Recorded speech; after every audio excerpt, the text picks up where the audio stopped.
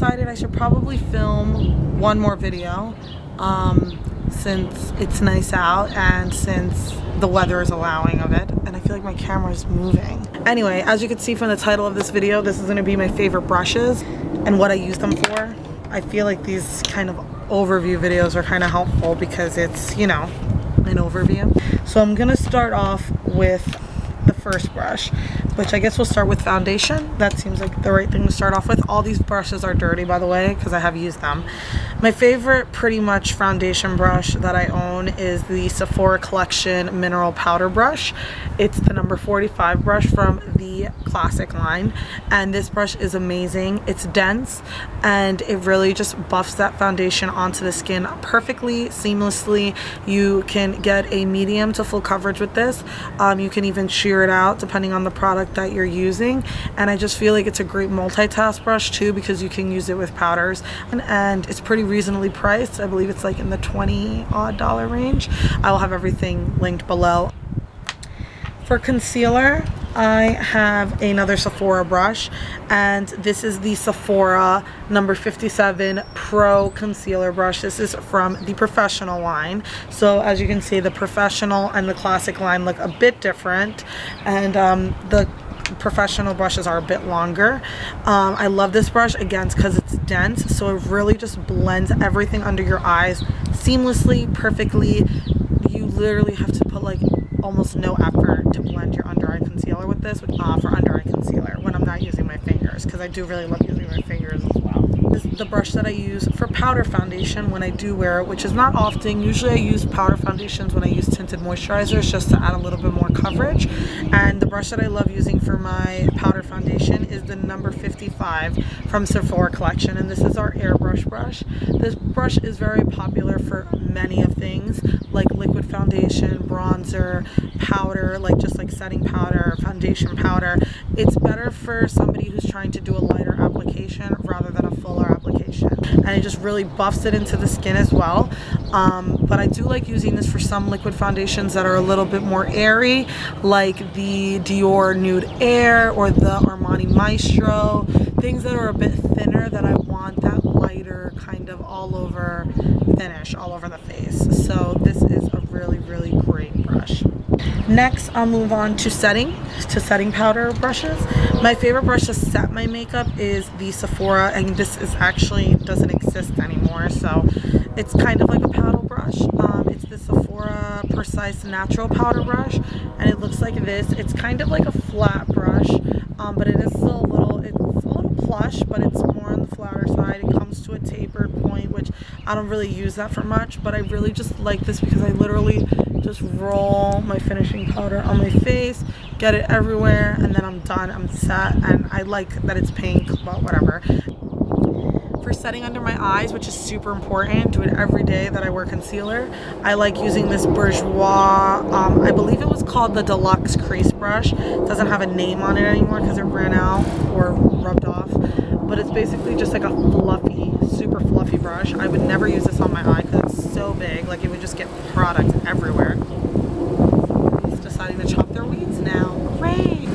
But yeah, this is an amazing brush for setting your under eye concealer. It also will blend anything that you weren't able to blend. So like sometimes when I use my finger, it doesn't blend around the edges, but when I go in with my powder and I kind of just rub it under there, this does amazing with that. And I always use loose powder to set, if that makes any difference. It is very dense though, so you don't want to use a powder that's like gonna give lots of coverage with this, because then it will get up very cakey under your eyes. For contour, I've been obsessed with using my Illamasqua brush. It doesn't have a number on it, but it looks like this. There can't be very many brushes that look like this. I know that a couple other brands have been making brushes like this since contour is all the new rage. I use this with my Anastasia contour palette, and I literally just slap the color right in here, bring it up, and bring it down my jawline. I didn't contour today, but when I do contour, which is every time I go to work, I do use this brush. I feel like it just gives you the easiest line ever, and you can flip it this way to kind of blend it. Or what I like to do is I like to use the Makeup Forever And this is, I'm drawing a blank on the name, but I will list it down below. It's one of their kabukis, but it's a kabuki that comes to a point, and it's my favorite for blending out my contour because it just makes it look like it's part of my skin rather than like, you know, a powder that I'm trying to use to create shadows.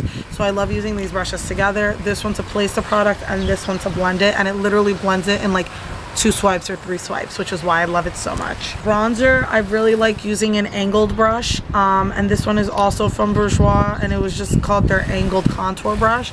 I don't like really using this for contour. I mean, I will if I have to, like if that one is MIA or whatever, but I like using this more for bronzer, and I do a contour first and then I bronze up my face a little bit just to add a little bit of warmth. And this one's really great. I used it today and it still gives you precise application. I don't really like the all over bronze look anymore. I like placing bronzer in certain places of my face, and this is just like your typical angled brush, only it is not super dense, which is what I like about it. I like that it's a little bit on the not so dense side. Next we're going to move on to blush, and for blush, my favorite brush, I've used it my whole pretty much makeup career on myself, is the NARS No. 6 brush, and I like it because it's flat, as you can see, but it also has a bit of a rounded tip. So when I apply my blush, I usually apply it on the flat side. Like it's a little too pigmented or a little bit too much, I'll use the rounded pointy side to kind of blend it out. I'm obsessed with this brush. It's the only brush I use for powder blushes. So this is the NARS No. 6 brush. Cream blush, I use something else, and I like using a synthetic brush for my creams because it works better, and it just is easier to clean as well with cream products. And I like using a stippling brush, and this one's also from Bourjois, and I don't know why I keep calling it Bourjois. It's like BORGHESE or something, BORGHESE. I got it in a Costco brush set, and this one is a dual fiber stippling brush. It is a little on the larger side compared to some stippling brushes, but it's not as big as like your foundation stippling brush, which is why I like using it for blush, because I have pretty big cheeks, so it really just applies it where I need it. And I like that it's not dense because cream blushes tend to be more on the pigments inside, and I don't want a ton of cream blush on my cheeks. For powder highlighter, I've always used my MAC 109 brush. I'm obsessed with this brush. It doesn't even, seriously? It doesn't even say MAC on it, or well, it does like faintly. But yeah, this is just a very dense brush. I remember people used to use this for liquid foundation, which I tried once and I thought it was terrible. And then again, I don't know why I would ever try it because I literally just hate using natural brushes with liquids or creams. But this is my favorite for powder highlighter. I use it every time I use powder highlighter. The baby's let this dog inside the house because he will not shut up. For liquid highlighter, I use another brush, and this one's from Urban Decay, and it's the Urban Decay Naked Flush palette. I'm sorry, I'm super distracted with this dog now.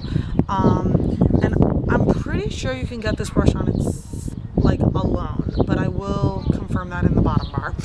It comes with 2 sides. It's dual ended, so they're both kind of dual fiber, but one side is flat and one side is angled, so it really just depends on my mood that day. Sometimes I like to use the flat side to kind of place the highlighter on my cheek, and then I'll use the angled side to kind of buff it out to give it more of a seamless look, because this is a little bit more fluffy and this is a little bit more dense. So I like dense for application and fluffy for blending.